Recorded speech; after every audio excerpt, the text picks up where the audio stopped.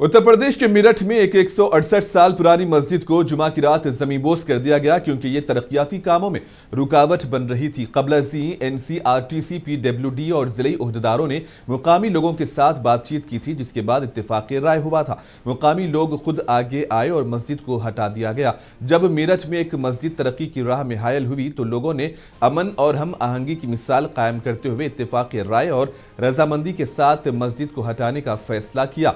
दरअसल मेरठ में rapid rail corridor का काम जारी है और रैपिड रेल के रास्ते के बीच में एक 168 साल पुरानी मस्जिद आ रही थी। इसके बाद जुमा को मस्जिद इंतजामिया के लोगों ने खुद ही मस्जिद पर हथौड़े बरसाने शुरू कर दिए, क्योंकि दिन में काम करने में काफी परेशानी होती है और ट्रैफिक जाम भी होता है, जिसकी वजह से यह काम रात को अंजाम दिया गया।